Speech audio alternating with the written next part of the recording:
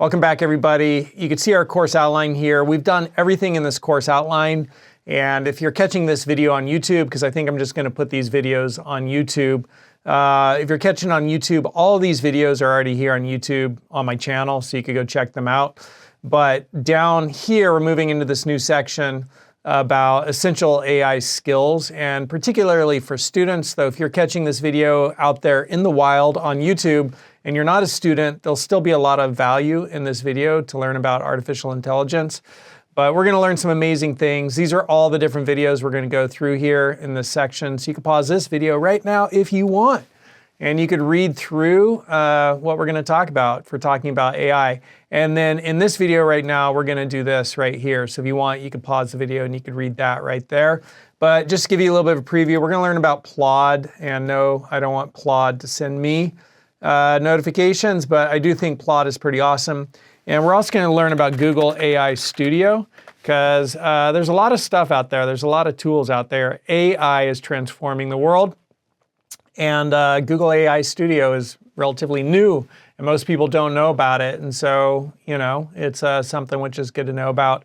And I'll tell you a little bit more about it there. But for students, there are all kinds of ways you could use AI to be more effective as a student. And AI could help you increase the speed at which you learn and the quality at which you learn. So you could learn more quickly and more effectively. So you could, gather information, knowledge faster, and you can remember it for longer by using AI. And that's not just my opinion. There's a school called Alpha School.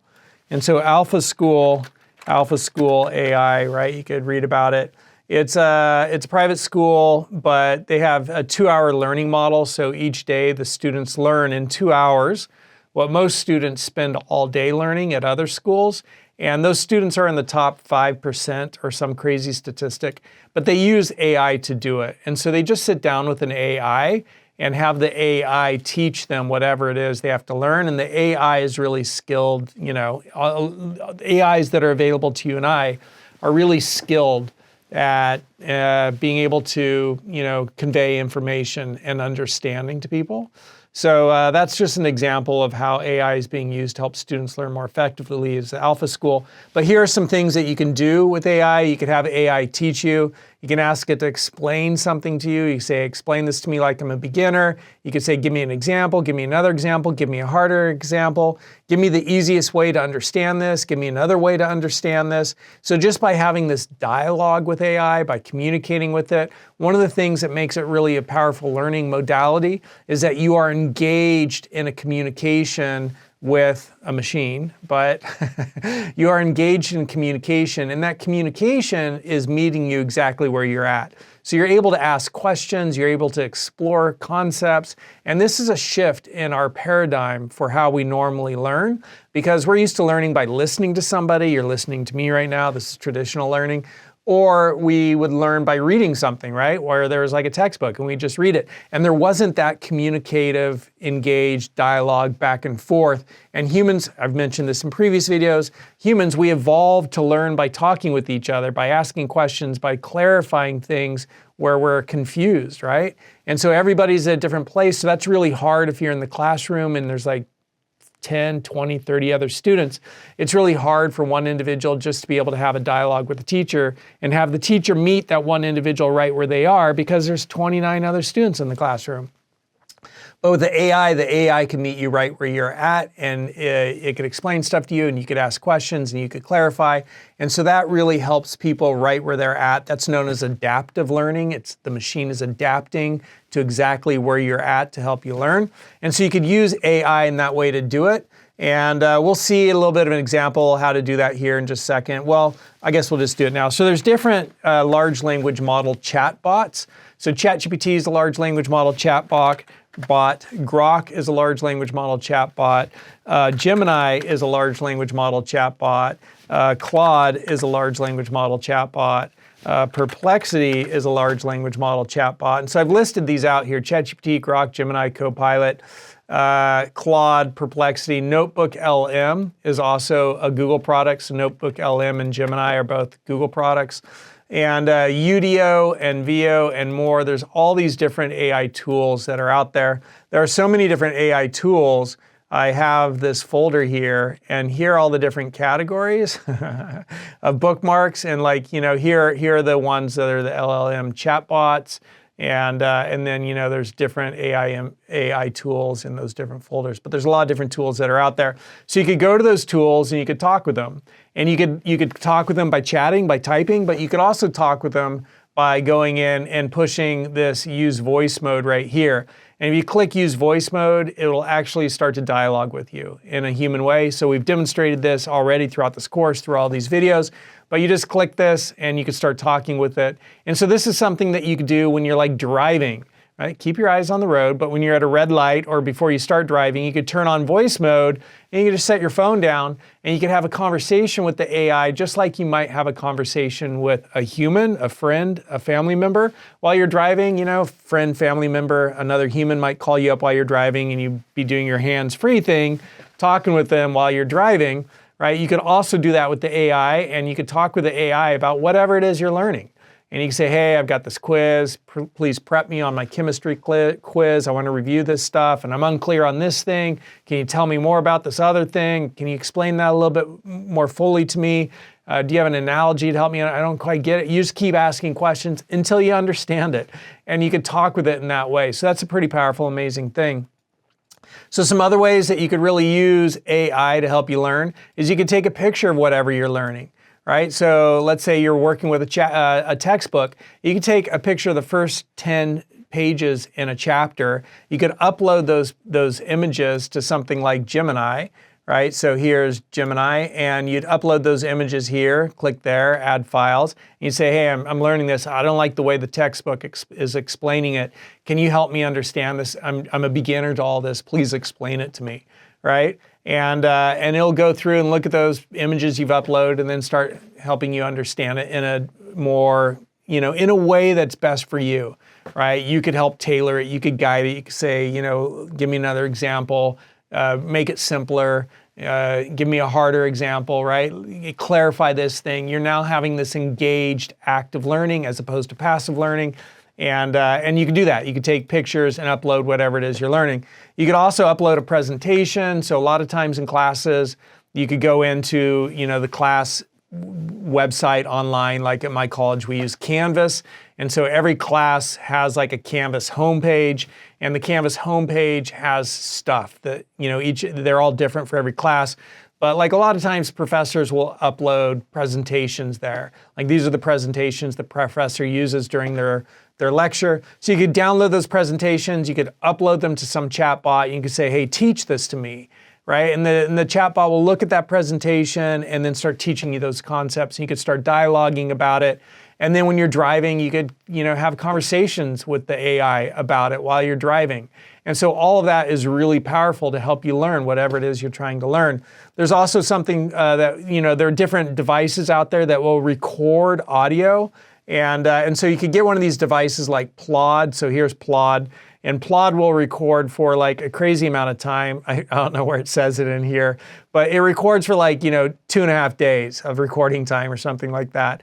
And so you could take those to your classes or your meetings or whatever and just hit on. It's going to record everything. And then when you're done, it'll take that recording and it'll transcribe it to text. So you could go to all your classes, you could get, have this thing record the lecture, and you could have it all transcribed to a text file, and then you could upload that text file to a large language model chatbot and AI, and you could say, hey, this was the lecture, please summarize the key points. What is it that I need to know from this lecture, right? So again, you're like taking a mass amount of information, you're condensing it, you're clarifying it, you're creating understanding out of it, and you're also reviewing it and going over it. Repetition's the mother of mastery, practice leads to progress. The more you do something, the better you get at it.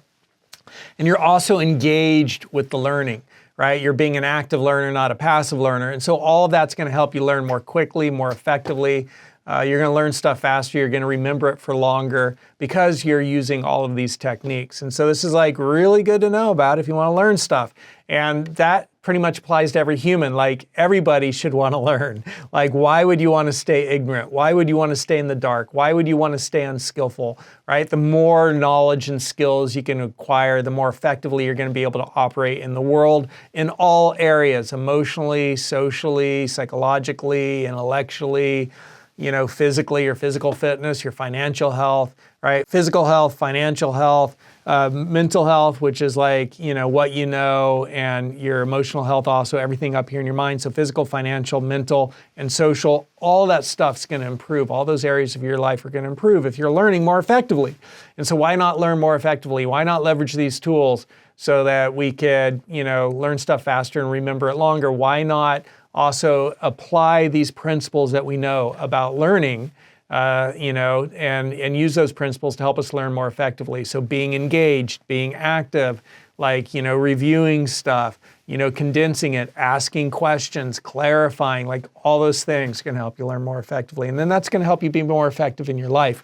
So let me just say that again. All those things are going to help you learn more effectively, and then that's going to allow you to be more effective in your life. You could also have Q&A sessions, right, with the chatbots. You could say, quiz me on this, ask me quiz questions, and it'll do that. It'll help prepare you for whatever it is you need to do. You could dialogue with it, voice mode, we already talked about that. You could have it proof and improve your papers. So you could write something, have it improve it. You could be your brainstorming device. Hey, I want to brainstorm about this, right? Like what paper should I write? And of course, you have to check with the guidelines. We talked about that in the previous video. You have to check with the guidelines about what you can and cannot do in different situations with AI. So you want to make sure you check about that. But, everybody uses it in the business world. So use it as much as you're able to use it, and definitely make sure you're skilled with it. Also, you want to make sure you're using AI to write your communications. Just so that you have more effective communications. And you want to, after it's written the communication, you want to read it to make sure that this sounds like it should come from you before you send it.